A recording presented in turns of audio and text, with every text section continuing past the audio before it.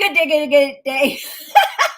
Good day, good day, good day, everyone. How are you on this beautiful day? I'm Bernadette Boas of Ball of Fire Coaching, and this is Power Hour Coaching. In Ball of Fire and everything that we do, we are helping those so executives become powerhouse leaders. If they're struggling, if you're struggling with really just owning and taking control of your leadership style and your success at work and at home, then you can always come into the fold here at Ball of Fire Coaching on Shedding the Bitch Radio, on our Power Hour Coaching right here, or at balloffirecoaching.com. So let me tell you what we're going to be talking about today, and then we'll go into a little bit more. We're going to be talking about whether or not, if you're looking and thinking about making a change, is it really greener on the other side? And what do you do in order to assess that and to ensure that the move you are contemplating is the right move for you? And then we're going to also talk about, and this has been an ongoing conversation, we're going to talk about how your perception is others' reality and how that affects your success at work and at home. All right. Now, if you should have any questions yourself, then all you need to do is drop them into the comment section, and I will make sure I get to them before we're done here today. At the same time, if you happen to watch this on replay or you come in late and we are done, then still drop your question or challenge, and I will be sure to reach out to you personally and directly to get you the support that you need. All right. So we'll be here as long as we have questions to answer and things to discuss. And don't hesitate to post yours as well. All right. Now, at the same time, you could always go to coachmebernadette.com/discovery call and schedule some complimentary time with me. It's nothing salesy. It's nothing other than what is that question or challenge or situation, opportunity, decision that you're dealing with that you would like some support on. All right. That's what we're all about here at Ball of Fire. And then before we jump in, I do want to let you know, one, we are relaunching Ball of Fire Coaching, our website at least. And it's out there right now, and we'll be officially launching it through the weekend and Monday. But we also have there for you a free download of the 3 must-have myths that you might have heard in the past that you should follow and adhere to in order to be successful. And I'm kind of poking a hole in them and telling you really what it's about, what you need to be doing very simply, very plainly in today's environment in order to be successful. So check that out at balloffirecoaching.com. All right. So again, we're going to be talking about whether it's greener on the other side. Should you be thinking about making a change? And then are you crystal clear on how others perceive you and the impact that that perception has on your success? All right. So the first thing I want to talk about in this regard is making sure that you're not thinking that you're out there alone. You know, maybe you're floating on an island all by yourself. I guess you don't float on an island, but you get my point. And so I wanted to share with you some statistics that maybe will help you feel a little bit calmer and a little bit more confident in what it is that you're considering. If not, you've already made the decision and you're moving toward it. So let me make sure I get all these little statistics right. So in the past year and a half, 51% of employees have changed their job. Now, that 51%, the change is not only that they went from one company to another company, they actually also changed what it was that they were doing. If they're project managing today, they went and started doing social media or marketing. If they were selling, they moved into an operations role. 51%, and this is according to an article by Michelle Fox. There's been 30% of turnover as well since 2020. Now, to really kind of put our arms around that, let's kind of break that down. 50 million people 50 million people have left their jobs. Okay. But that only really translates to 2.5% of the workforce. Now, I don't know if that's high or low, but if you think about it, 2.5 of 100% of the workforce, 50 million sounds a lot. 2.5% is, not a significant, piece of the population that has changed jobs. Now, of course, you probably have heard the buzzwords over the last year or so about the Great Resignation, and some are even calling it the Great Reshuffle. And that might pertain to you, because if you are considering a change, and again, that could be the fact that you want to change companies, you want to change where you are in the organization, you want to change what it is that you're doing, what skill kind of that you focus on, what function you fulfill. It could even mean, because there's a lot of this going on, it could even mean that there's a change in going from a corporate role to entrepreneurship, or from entrepreneurship, realizing that maybe entrepreneurship is not for you. Many people, I don't have that statistic in front of me, but a great deal of people, when they were let go in 2020, they did go and try to, branch out on their own, do some side hustles, that kind of thing. And a good many of them have realized that entrepreneurship is not for them. So then they went back looking for opportunities within the corporate space, small or large corporate. So another one that I found really interesting that I think you need to focus on as well is the fact that 70% of companies that were asked in this article, and for these current statistics, they are willing to train on skill. So they're not focused on hiring and looking for who has the technical skills that they have. Now, granted, there's a big gap out there in the marketplace around certain skills. However, they're also recognizing that the people element, whether or not you're a fit for not only the role, but the team, the culture, and the company as a whole, is far more important to organizations now than whether or not your resume, which we talked about last week. If you want to go back to our Power Hour coaching last week, we talked a lot about that. So it's, so you really need to consider the fact that companies are looking more for your fit with their organization than whether or not your resume is packed full of skills. Now, that said, there is a tip I want to provide in regards to the fact that you could go and get new, different skills. But at the same time, and I'll save it for when we talk about the perception others have of you, we'll talk about kind of mindset and perception afterwards. The fact that you should really be focusing on whether or not you are a good fit for a company, for a role, as opposed to just the fact that you have certain technical skills that a role might be looking for. But I thought those statistics would be really important for you to understand, so you don't feel alone. And at the same time, the average number of jobs nowadays in kind of this generation, the number of jobs one will have in a lifetime is over 12. All right. And so there's no longer the fact that you come out of college and you stay with the same company for your whole career.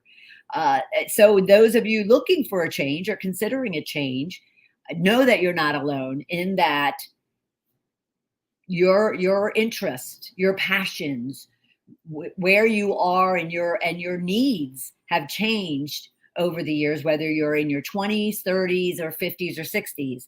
And so therefore, considering a change is not a bad thing. Now, getting to the question of, is it greener on the other side? That's a whole other element of this situation, because, you can look at any aspect of your life, a relationship. You don't have money, you come into money. You have money, you lose money. Is it greener on the other side? You have a struggling situation, maybe a health issue, and you're working to get to the other side of it. And therefore you're wondering if it's greener on the other side. So it's all about, well, perception and all about what it is that you need and what it is that you're looking for. So what do you initially do to really understand if the grass will be greener on the other side based on a few things that you could be doing as you evaluate this change that you're considering making? So you might say to yourself, okay, so why do I want to change?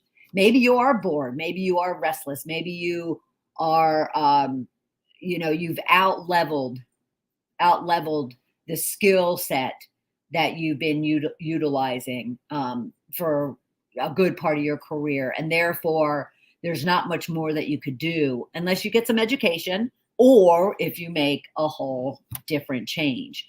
And it could be just the fact that you are in a situation where you need a bigger paycheck. You need to get out of one industry, go into another. Maybe one's, male heavy, and as a female, you want to get something, more diverse. Maybe you're not in a diverse, whether it's gender, age, race, religion, whatever, and you're looking for more complexion, so to speak. So whatever it is that's driving you to consider a change, you just want to really and we'll talk about specific steps. You want to consider all of it as to why you want to make this change. And then of course you want to do your due diligence around it. The only way you're going to feel confident and cool, calm, and collected about whether it's greener on the other side is if you do due diligence. But of course, you're never going to figure that out until you actually do it.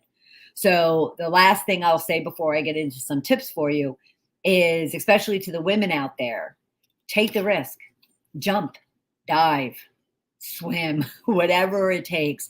Just take the risk. Of course, that's easier said if I was talking to those in their 20s versus those in their 50s. But I have shared this story more than once, over the past several years, and I'll share it again. Even if you're in your 50s, late 50s, all right, and you have a core capability, a core skill set, and you're a great fit. So just say you all, assume you have that great fit that 70% of organizations are looking for. However, your mindset is beating yourself up because you're thinking, well, I'm over 50, I'm over 55, I could even be 60 plus. And so who's going to want to be hiring me? Who's going to want to be paying me? Who's going to want to be, bringing me on? And so I had a situation, with a sister, quite honestly. And, she was questioning this. This has been a number of years now, but she was questioning it.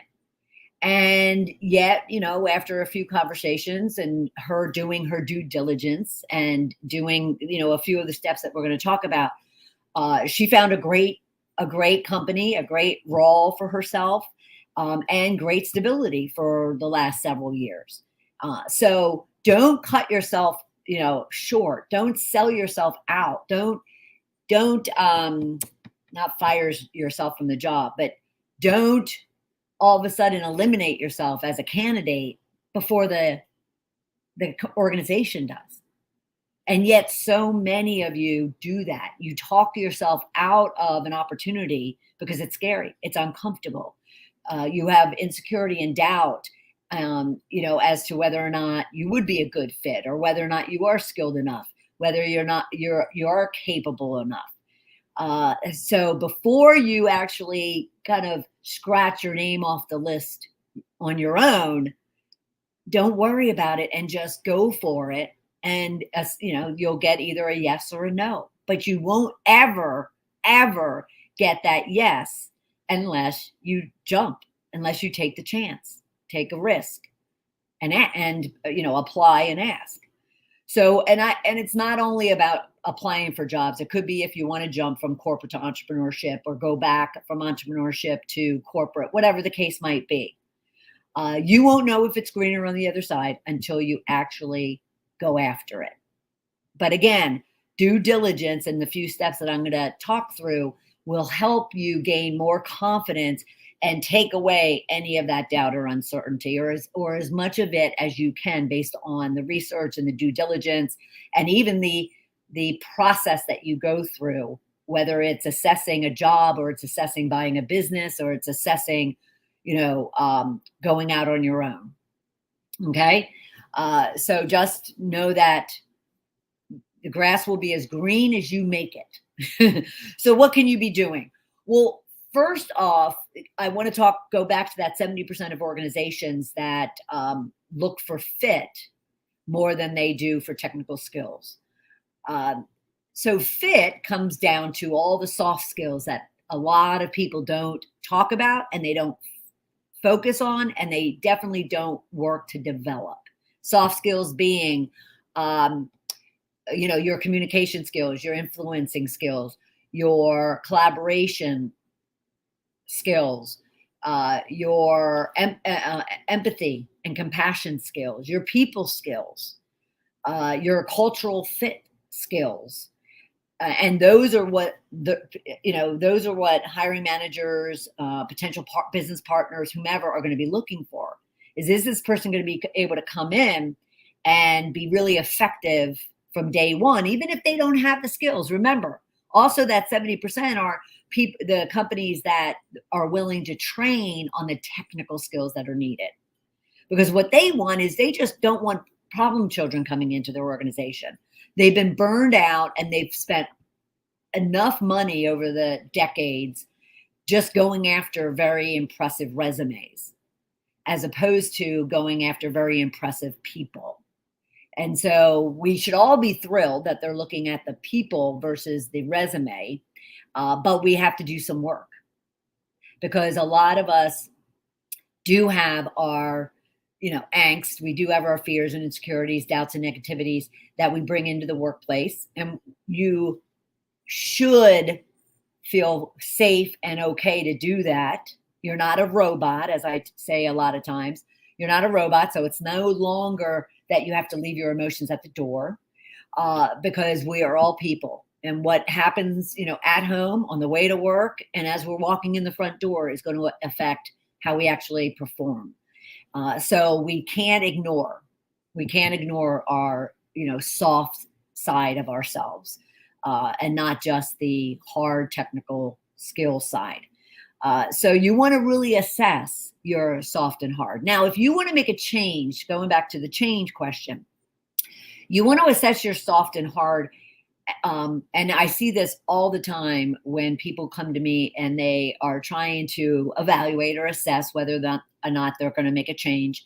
Now, I am not a career coach. I can coach on someone's career, but that's not that's not my passion.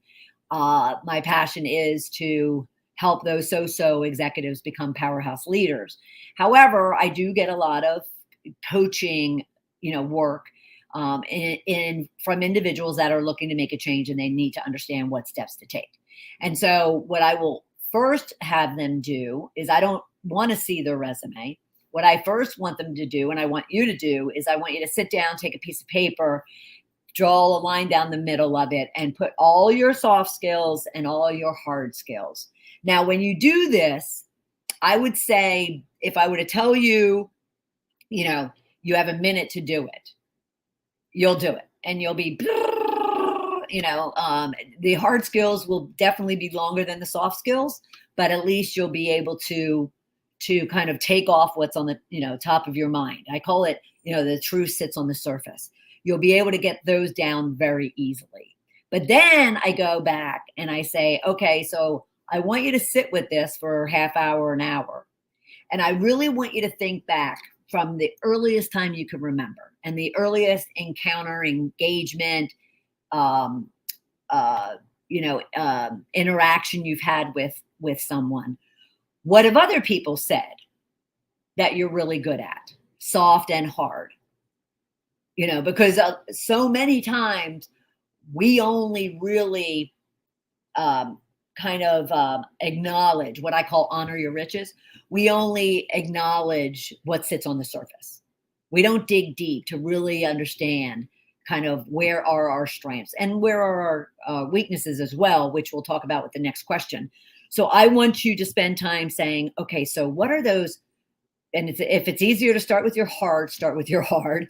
What are those hard skills that I'm really good at? So a lot of us take it for granted that we spend so much time on Excel and Word and PowerPoint and, a number of other type of apps. Yet you'd be shocked how there are some companies and people out there that are still not utilizing them and or proficient in them. So slowing you down for a half hour to an hour to really consider what hard skills you're really good at. What I want you to be doing is I want you to kind of rip apart the day in the life of Bernadette and really acknowledge, what are you really strong at? What are you proficient? What are you really productive around? What are you really effective with? If I would to do this, I would initially just put consulting, coaching, and a number of other core speaking, training, facilitating, hosting, that kind of thing. But if I were to really consider what I have learned, what I've been mentored or coached on, what I have kind of implemented, what I've taught myself, what I've classes that I've taken, and what I've used, excuse me, then all of a sudden I would sit there and I would say, oh, okay, well, wait, I spent a good amount of time doing my own social media marketing, PR. I know how to edit videos and audios as much as I don't want to. I know how to. And so I draw. I don't do it professionally, but I'm creative, I'm artistic, so forth and so on. Excuse me. And I don't have my water with me. So I want you to really think through all of those things that not only that you apply at work and you apply kind of specialized in or expert in, but also those other line items that could be transferable into another type of role, a whole nother type of function or industry. So, that's why I'm saying go from that minute to like a half hour to an hour to really think through all of that. On the other side is their soft skills. And again, in that first minute that I gave you, you're probably coming up with, well, I'm fun, engaging, social, I'm organized, I'm efficient, so you're coming up very easily with those things that sit on the surface around your soft skills. However, I want you to go deeper because remember, fit. When you're making a change, I don't care if it's going from corporate to entrepreneurship to corporate, you're changing companies, you're changing a job, you're getting promoted, it doesn't matter. What are those hard and soft skills that you can take with you that are also transferable and therefore will make you more confident and provide you more stability in making a decision around a change? All right. So you spend time mapping out those soft skills. If you have to, and I've done this before multiple times, if you have to, ask others. If you are struggling, which I would hope you don't, honor your riches. If you do land up struggling with filling in, in that list, so to speak, ask others. So what do you think I'm good at? Hard skill and soft skill. How would you describe me as a person, as a woman, as a sister, as a friend, as a lover, as a peer? How would you describe me? Now, be careful. Some of what you hear, you might not want, but at the same time, any information is good information. So, make a list of all of that, those soft skills as well. And then take a look at that. One, I think you're going to be very surprised and you're going to be able to honor what you have accomplished and who you've become to date. At the same time, look at it to say, okay, so how can I use all of these skills that I have to get promoted, to change jobs, to change industries, to go from one, type of company to another type of company, whatever the case might be. What can I, take with me? What can I transfer? What can I now use to make this change that I'm considering? Trust me when I say you take some time to do this, and your confidence level will go through the roof. Because all of a sudden you'll be looking at this, and it's not looking at your resume. You're certainly welcome to go and list all your accolades and all your certifications and all your awards and all of your, kudos. At the same time, what really is going to get you to feel really, really secure is also those traits, qualities, and skills that you possess. Okay? So that's number one. And then when you're going to make a change, and if you want to make sure that it's, whether or not it's going to be greener on the other side, you simply have to really know clearly what it is that you want. What is it so you ask yourself and you scribble it out. What do I really want? Going back to my sister and many, many other clients that I've had, when they really answered that question for themselves, the majority of them found that, wow, they want something totally different than what they've been comfortable doing for the last 10, 15, 20 plus years. And then there's others that have, once doing this, they've realized that, you know what, I love what I do. I just need to make some pivots and changes and shifts in maybe my attitude, maybe kind of my boundaries, maybe the scope of what it is that I'm doing. So if you take time to do these type of self-discoveries, the world will open up to you. So decide what you want. Decide what you don't want, especially when you're making the change. Be careful. If you're looking for something greener on the other side, you need to know what is it you don't want. Because say, for instance, the reason why you want to make a change is because the fact that the company's too big, the company's too small. The company is too antiquated. The company is too innovative. The company is too political. The company is not as diverse as you would want it to be, whatever the case might be.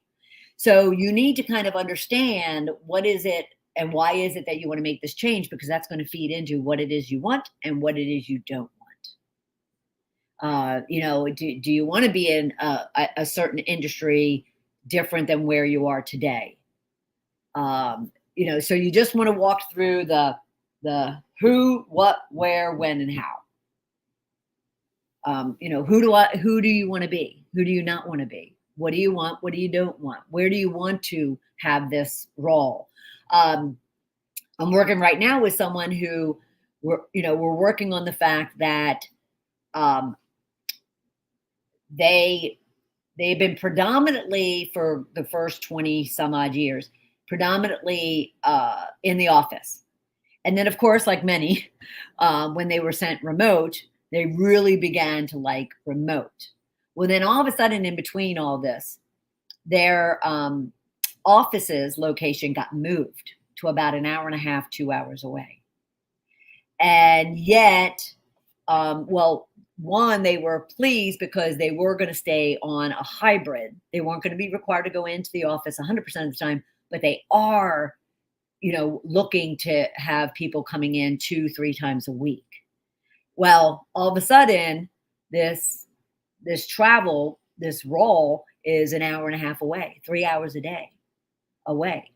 And so their question is, what can I do to keep my role and my job and in the company that I am, but at the same time, I can't be, traveling 3 hours a day, multiple times a week. So, what do I say to my boss? What do I ask about?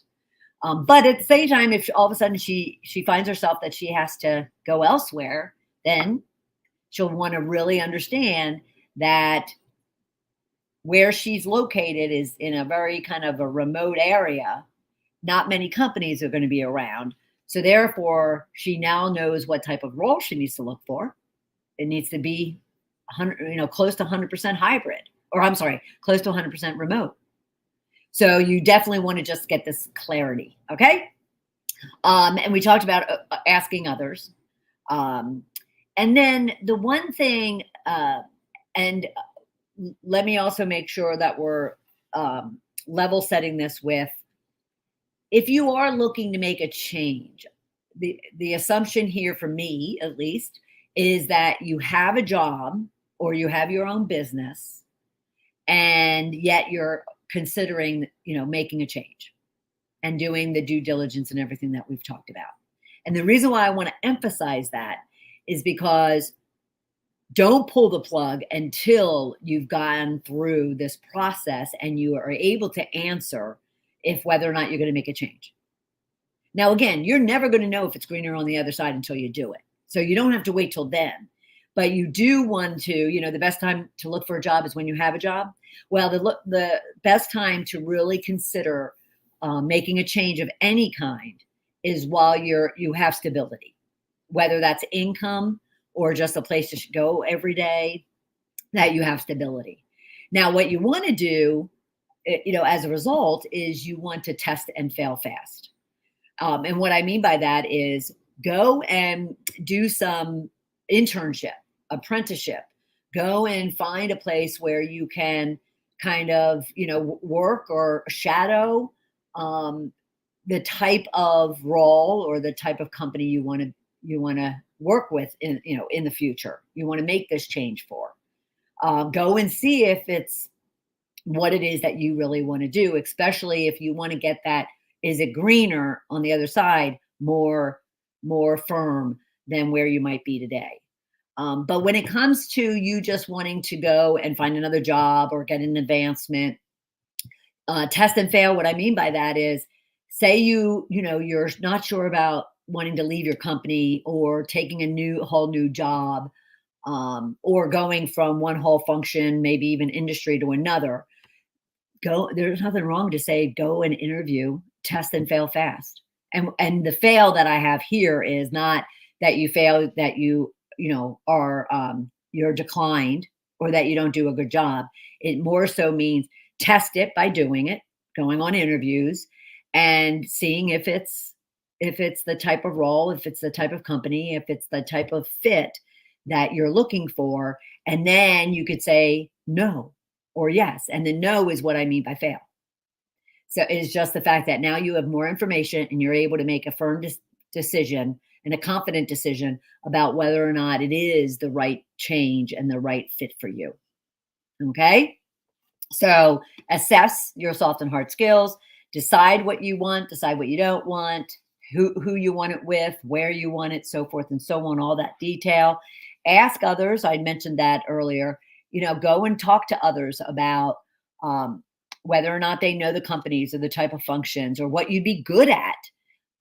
You've been doing this. I did this as I left corporate, and my roles predominantly were consulting and then just executive management, but in a professional services development type of role and position.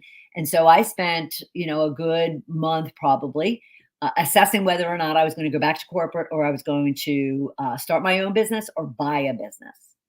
And so what I did was I found about 30 people that I could call, and I wasn't looking for a job or anything. I would just simply ask, so what do you feel that I would be really good at based on what you know about me? And I kind of took all their information, and then whatever questions I did have, well, based on the company you work for, based on the role that you have, would that be a fit, or what are the pros and cons, so forth and so on. So that's another, element of asking others, not only asking them about, what are you good at from a soft skill, hard skill perspective, but also, ask others about what their thoughts are in regards to the change you want to make. And of course, you want to find people that, that you trust and will keep your confidence, so forth and so on, because you certainly don't want that getting out sooner, than you plan for it.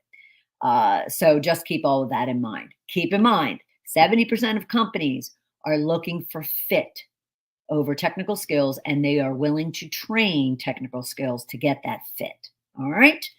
All right. So let me know, though, at any point in time, if you have any questions or any comments or any follow-up that you need in regards to that. And I would love to help you out.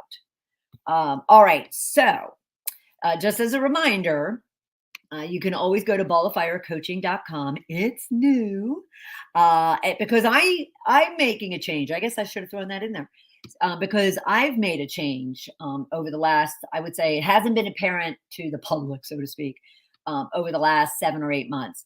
But going into 2020, I was so booked with corporate work as opposed to my entrepreneur work, which was the heavy emphasis that I was going after for the last 7 or 8 years. And I was absolutely, and I continue to absolutely love what I'm doing for corporate, that being everything from DISC assessments, training on training on teams and the 5 dysfunctions of teams, to doing, coaching, so forth and so on. So I made a decision at the beginning of the year, if you're questioning the change you want to make, and I kind of said, okay, this is the change I'm going to make. And I'll give myself time to do everything we talked about: assess, due diligence, asking others about it. And right now, as I mentioned, launching the new website, even changing our podcast is that change. So, I took as much time as I needed to, and so can you, in order for you to feel really comfortable and confident about the change you want to make. Okay. So that brings me to this free download that you can always take advantage of. Came out of my wanting to look at change over the last 7 or 8 months. So it's a short, very short, simple ebook around the 3 must-have myths. 3 things you've been told that you must have in order to be successful, and you know what? You don't. You need something else. So that's what that's all about. Okay. And again, you can always schedule some time to meet with me one-on-one to go into any of this or anything else deeper by going to coachmebernadette.com/discovery call. And again, check out our new website, 𝐷𝐭. Would love to have you check it out. Shoot me a note, leave a comment, check out all of our podcast episodes under the tab. And let me know what you think of the site. Anyway, all right, we'll get back to it. So the next one is about perception. Are you crystal clear in how others perceive you? This is typically, what would I say? This typically is a natural part of the coaching that I do with my clients. It doesn't matter if they are corporate or entrepreneur or what level of an organization they are. From floor, people that are on the floor all the way up to CEOs. This whole idea of perception, self-awareness, the fact that one's perception is their reality. However, it does get broadcasted, I'll call it, at certain times of the year. And let me explain that. So, of course, when there's formal performance reviews, beginning of the year, I'm talking to corporate, beginning of the year, mid-year, and if anyone's fortunate enough to have quarterly, if there are times where all of a sudden executives who I predominantly work with are getting 360 assessments, or maybe the DISC assessment, or Myers-Briggs or some other assessment, then there's a spotlight. That's what I was looking for. There's a spotlight put on this subject of self-awareness and perception. And the reason being is that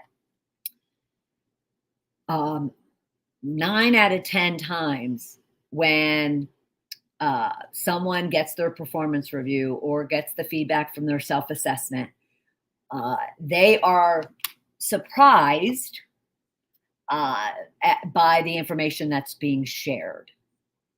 So this could be the fact that they feel that their job performance, their level of influence, their leadership is spot on, and yet others have a very different perception of them.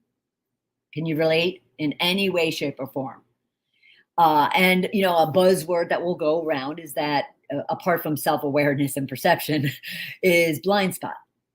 Individuals have a lot of blind spots. Some have few, and then some have tremendous amount of blind spots. And anywhere in between is going to create issues for that individual, let alone for the people that they work with, they work for, and they engage with, whether at home or at work. And so what I spend a lot of time talking about with individuals is that one's perception is their reality. So until you really understand and you ask and you listen and you consider and you work your way to understand, until you do all of that, you are living with blind spots. You are living in a kind of a different realm than everyone else around you, and that is negatively going to impact your success. Because if you're thinking that whatever approach you're making, maybe you're a wallflower, and in contrast to that is maybe you're a bulldozer, and yet you're saying to yourself, well, no one's really saying anything to me, that it's good, bad, or indifferent, and so you just go on your merrily way. But then maybe they do, and that could be through an assessment, that could be through a conversation, that could be through a performance review. And yet your first reaction is going to arm yourself with denial. No, wait, no. I mean, I'm not a wallflower, I'm not a bulldozer. Or maybe you acknowledge that you are, and yet it doesn't impact my performance. Well, are you sure about that? Are you sure that, other people are okay with, whatever approach it is that you're using? Have you asked them? And if you've asked them, have you asked them the right questions? Because raise your hand if you want to be approached and asked a different or difficult question of which you're uncomfortable responding to, and yet you need to, and that person needs it to be answered very directly and very transparently. But the natural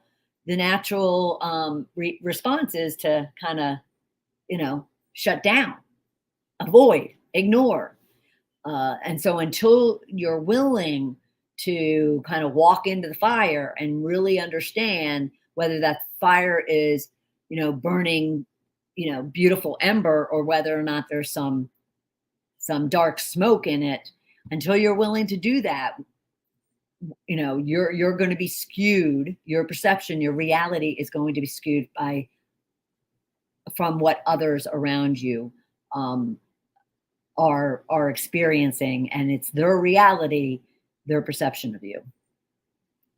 Does that make sense? Because it's really, really important.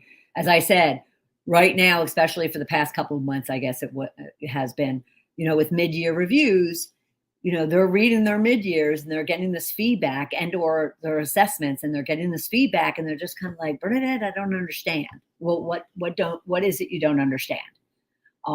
Why is it that someone would make a comment about your behavior in meetings, or the way you speak to individuals, or the fact that you don't show up, or if you show up, it's late and there's been no follow through, or the fact that, you don't complete your tasks and your assignments on time, the fact that you don't come to the defense of a teammate, until those specific questions are asked and answered, and until you're willing to hear it and understand it and recognize that, oh wow, okay, so if their perception is their reality, then what I'm doing, right, wrong, or indifferent, in my mind has to change. It has to change. Now, of course, you're going to want to do your own due diligence to ensure that feedback is viable, is valid. Because anyone, and it'll be the first excuse that I'm given from somebody, any one of us could have our, it's going to be a strong word, but I'll use it. We're going to have our haters. We're going to have the people that are going to say something nasty about us, even when they don't really feel, even if they don't really not feel it, but say they were asked a question about something that they really don't have a negative thing to say about you, but they will, just because maybe overall they don't like you, and therefore they'll say something negative. And in some cases, maybe it's very viable and very valid. I'll never forget, rather, when I published my book and it first went out. And I didn't do a lot of marketing. Even to this day, I didn't really do a lot of marketing and promotion of it. And yet certain people found it and discovered it. And I'll never forget the first 2 or 3 reviews, mixed in with about, 10 or 15 other reviews. 2 or 3 of them were just vile, just filled with disdain for me. And I could immediately tell, not necessarily who the people were, although I did eventually find that out, but at the same time, I could figure out by what they were saying and what they wrote, what provoked it and what situations. Like, I knew they were people that I had worked with prior to getting fired. And that they were people that, didn't have a good relationship and interaction with me, so forth and so on. At the same time, their response, the way that they, reacted to my writing a book, which has nothing to do with how I affected them or impacted them years earlier. And I could tell that when they wrote this review and they would make comments about, my physical appearance, my photoshopping my pictures, so forth and so on, I knew that was just their, reaction to the pain that I had caused them in the past. Even though I wasn't that person anymore, and it was a number of years later, that was their reality, and it stuck. So that's the other key point that I want to make when it comes to whether or not you're crystal clear on how you're perceived by others is, one, their perception is their reality. So you might think you're wonderful, and you might think you're struggling in some way, and they have a whole different perception of you, good, bad, or ugly. Okay. And that is what their reality is. So if they are people that are key stakeholders to you, or team members to you, or influential people to you, or people that you actually care about, then you really want to get under the covers and figure out what all of that is about, and what you can do about it and where it's coming from. So that reality of theirs can then become an acknowledgement for you, and then you can go and change it. Now, the second part of this is going to be that, and I just went right out of my head based on what we just talked about earlier. So I was saying, I can't believe I lost it. Okay. So the other key thing about this whole perception thing is, not only is their perception of you their reality, it creates your brand. It is who you are branded as out there in the workplace and at home. So if you're, if people call you a wallflower or shy, and then they go deeper into, very insecure, they doubt themselves, then that all of a sudden becomes their brand. So Joanne, what would you say about Joanne? Oh, she's a wallflower. I mean, it's like as if it's Google, and you say, oh, so what do you think about that search engine? It's Google. That's probably a bad example, but the point being is one's others' perception of you being their reality creates their brand of you. Whether they like you or dislike you, trust you, don't trust you, can count on you, can't count on you, will lead you into a fire, follow you into a fire, or not. So you want to really kind of, ensure that your brand is what you want it to be to advance yourself at home or at work. Perception is reality. Get a hold of your brand. All right. Now, how can you work on those things? Well, one is you ask, like we talked about earlier. Ask others.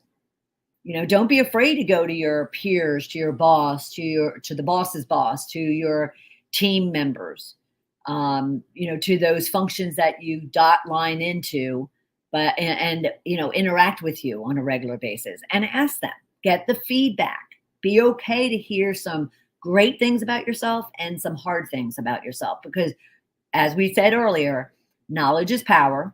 And the more information you have, the better armed you are for making the change that need to be made or continuing doing what you're doing. All right. And then seek out an assessment. If it's not, the asking, or if it's, you want to layer on top of it, go and ask to be assessed. Go and say, hey, is there an opportunity for me beyond my performance review, but, can I have an assessment done by my peers? You could do a 360. You could do a kind of individualized personality, behavior, style type of assessment, like DISC has a whole variety of them, Myers-Briggs, Hogan. But, ask if an assessment can be done, because what typically comes with an assessment is a debrief of what that assessment, really kind of draws out and what the outcomes of it is, and then what recommended next steps are, what actions you could be taking to continue doing what you're doing well and to work on the things that need to be improved upon. All right. And then, of course, after you ask, after you assess, you definitely want to then come up with an action plan of what you need to adjust. And then the fourth would be act. So it's ask, assess, adjust, and act. Okay.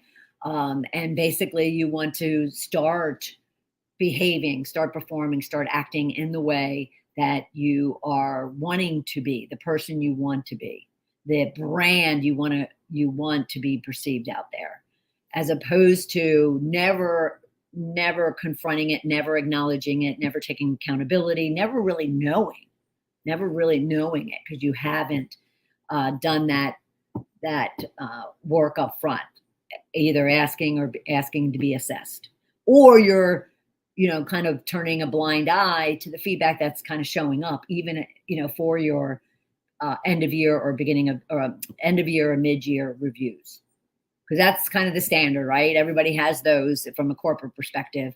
And yet I'll have conversations with clients who, through their mid-year or the end of year, they get this feedback, and then they're asked to provide kind of commentary back on that feedback. And there's no acknowledgement of the areas they need to improve or where their strengths are. And without that, that will create a perception in itself. And that is that this person doesn't have any accountability, no self-awareness, and tons of blind spots. And that's not what you want, not when you're working as hard as you're working. Okay. So just, take that to heart. And if you need any support or help with it, like I said, you can always schedule some time with me and let me give you some tips and strategies, sometimes tough love, in order for you to keep moving forward and really becoming that powerhouse leader that you're meant to be. Because that's what it's all about here at Ball of Fire, is turning those so-so executives into powerhouse leaders. Okay. All right. I'm taking a look around because we are broadcasting on Facebook, LinkedIn, and YouTube. And so if you have, like I said, whether it's live or if you're watching this in replay and you ever have a question or a challenge you want to get some tips on, then just post it and I'd be more than happy to reach out to you directly when I see it. Okay. All right, everyone. Have, for those of you in the US at least, have a wonderful, wonderful weekend and a long holiday weekend. And for everyone else, just have a rich, prosperous week. And I'll see you next Thursday at 1 p.m. Eastern Time. Take care, everyone. Bye.